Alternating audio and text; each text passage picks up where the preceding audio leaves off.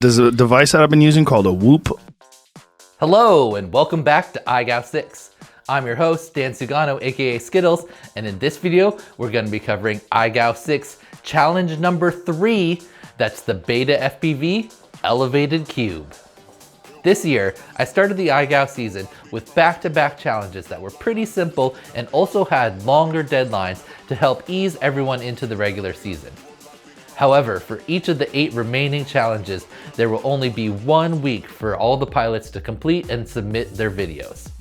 Also, the challenge difficulty is going to increase because by the end of the regular season, we must narrow down the field to the top 32 pilots who will compete in the IGOW6 playoffs.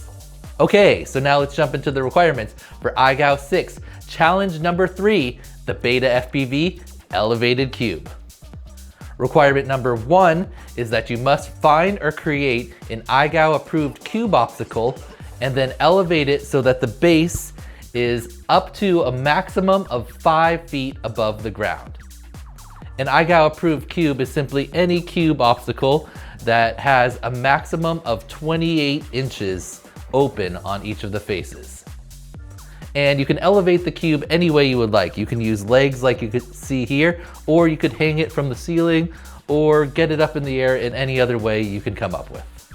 Requirement number 2 is to perform a split S through opposite vertical faces of the cube, and then immediately into a power loop, starting below the cube, rising up in front of the cube, and then diving down through the opposite horizontal faces of the cube, and then finish by flying under the front face of the cube again.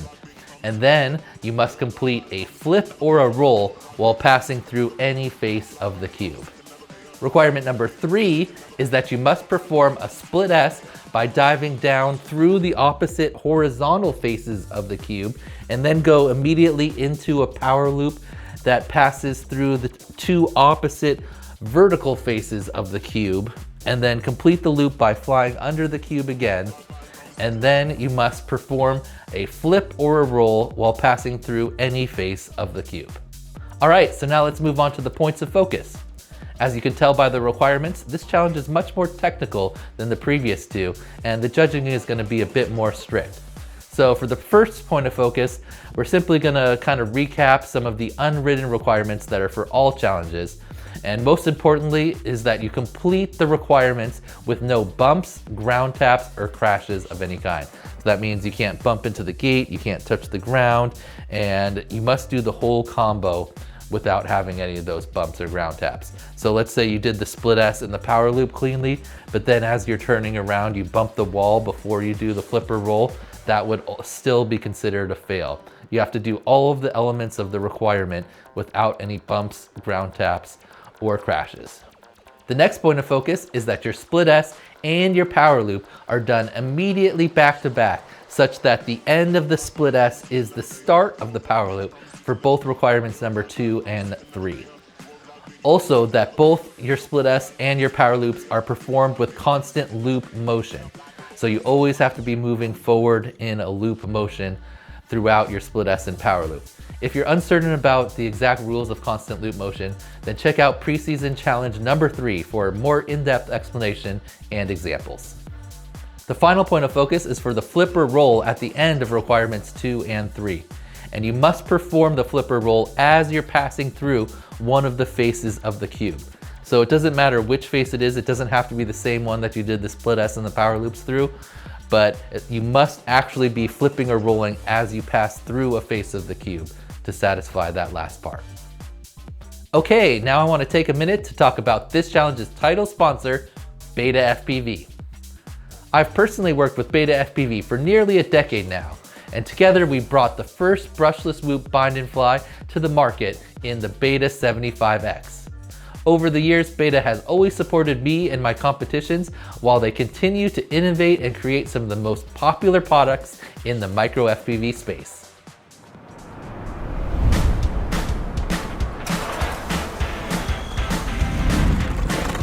Discover the next evolution in BetaFPV's ready-to-fly lineup, the Aquila 20 HD FPV kit.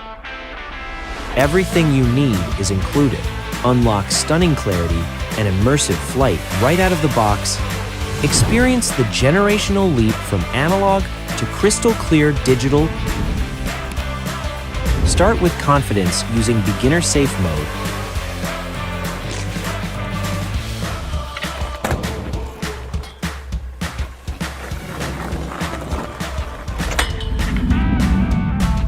With its compact design, fly and explore spaces you never thought possible.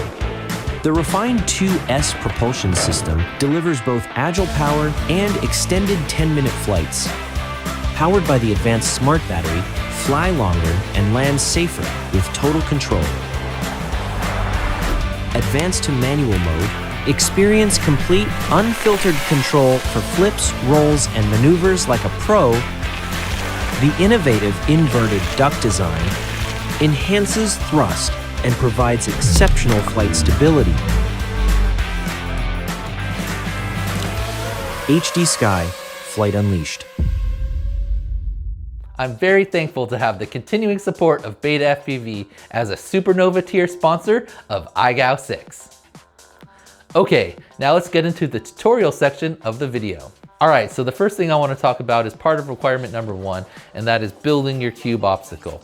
Now, of course, you're allowed to build the cube obstacle out of anything you would like as long as it meets the size requirements of a maximum of 28 inches open. But I strongly suggest using PVC as it's the easiest to work with, and you'll also be able to build a lot of the other obstacles you'll need for future challenges. The next thing I want to talk about is cube size and placement. Now, you're allowed to place your cube anywhere inside or outside as long as the base of the cube is a maximum of 5 feet above the ground. So if you're outside, I probably would suggest using the biggest size cube possible, that's 28-inch openings. But if you're inside, maybe a smaller cube like this IGOW size cube here with 24-inch openings might be a little bit more suited to the area, because remember, you do have to dive into the top of the cube for parts of the challenge. And if your cube is too tall, then you're not gonna have any space above. But also if your cube is too low, remember all of your loops and stuff have to be finished as you come out underneath the cube.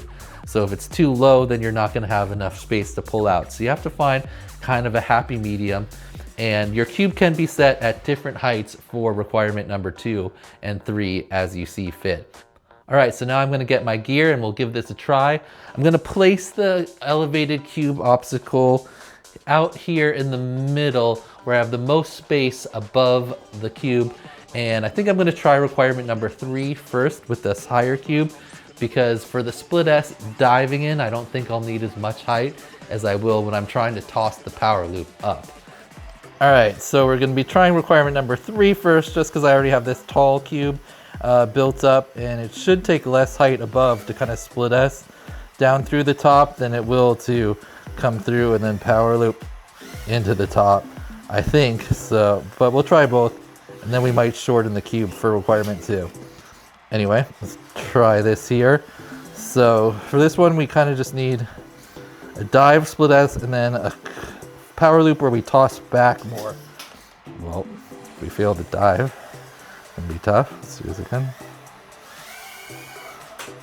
Okay, so I probably don't want to get that far away from the cube before starting the loop. So I need to control the end of my split S a little better, because I can toss back, but I don't want to have to toss so far when I'm going through the cubes.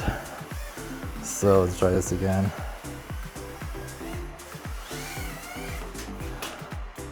Okay, that's closer. We got through part of the race. I got to stay lined up.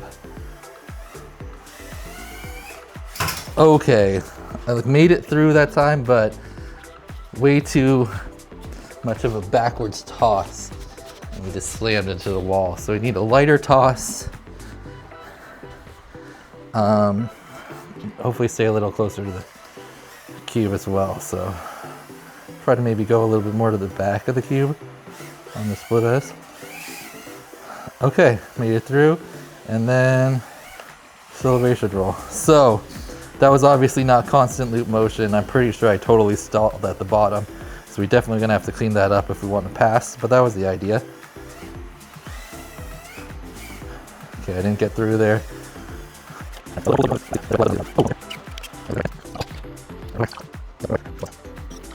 Alright, so I got another quad ready to go since broken motor wires are gonna happen a lot. So let's try this new one. Oh, so we went all the way over the cube there, unfortunately. Okay, so I need to clean. I'm trying to keep my split S slow. I'm kind of going off kilter.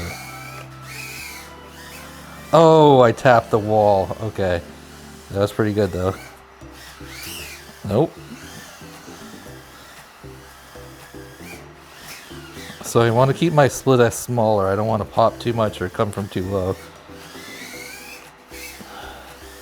Not constant loop motion even if I got through. Oh! I should probably move that bag since it's right in line. Alright, so split S. Loop. Nope. Still getting a little far away. Split S. Get something. See if we can keep this split S even smaller. There we go. Now just don't blow the flipper roll. Oh my gosh. I should probably do this way. Okay, well, screwed it up. It's gonna happen. That one was even cleaner. Alright, so let's line it up this way.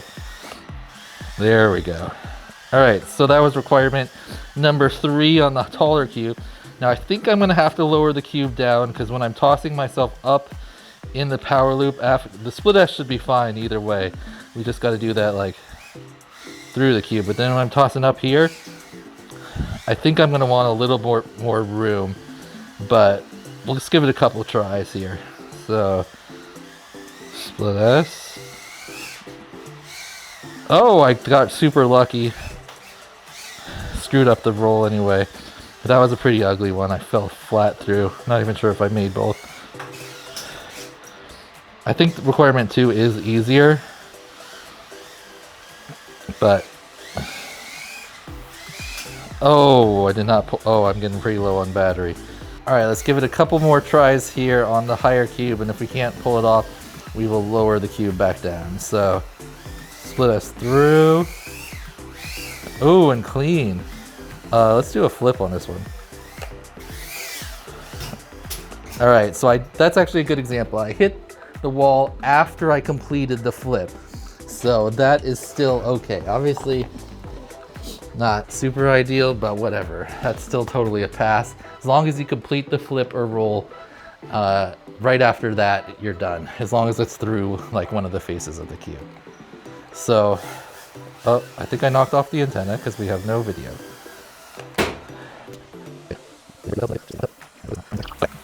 Antenna fixed. Alright, so let's maybe try that once or twice more and see if we lower the cube if it's any easier. I feel like that one is definitely easier than number 3. Again, right into the light, but we completed the roll. Alright, let's just try lowering it. Alright, third and final battery here on the short end cube, which I think will be a little bit easier for requirement number 2. Whoop, I went out the top there. Oh, off to the side. I don't know if it's actually going to be easier. The less time to pull out of the split S and the die, or the end of the loop, might make it actually harder.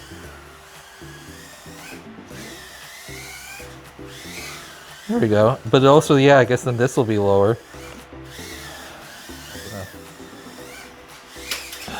Keep clipping the cube on the split S. Oh, I should try the other one on the lower cube. Oh wait, that's right, I have to toss further back.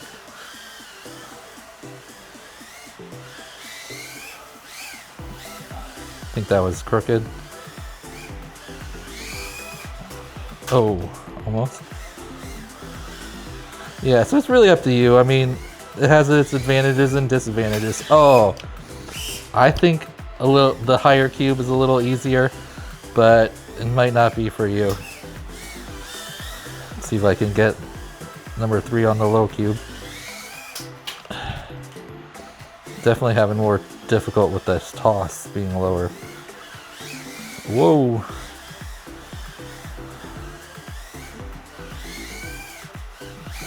There we go.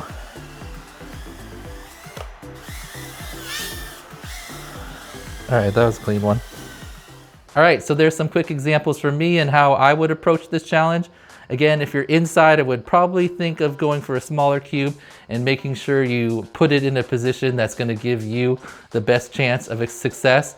And then if you're outside, I would just use the biggest cube possible and the highest height possible because you have a lot more space around the cube. But of course, if it's windy, that's gonna make hitting the precise gaps a lot more difficult. So it's kind of a trade-off either way. Of course, if you have a really big indoor space, then you get the best of both worlds.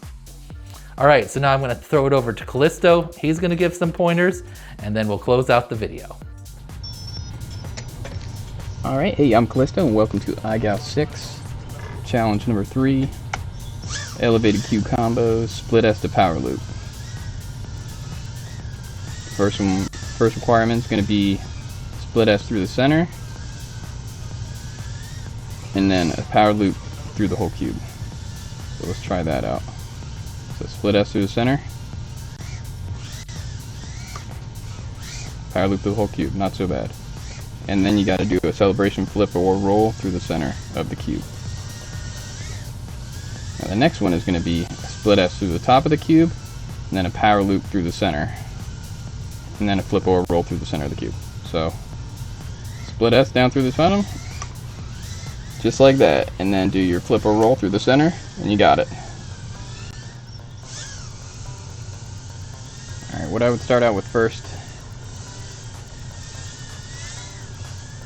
to warm up for these tricks, because even though they're pretty simple, they can be a lot harder than they seem, just because of the proximity and how tight you got to get the combo, trick to trick. So I would start with the first thing. So split S through the center of the cube. Practice that a bunch until you get comfortable with it before you add the power loop on there. Try both directions. Comfortable doing that a bunch, and then start doing the power loop part. The power loop for this first part is just straight down the cube, so like this.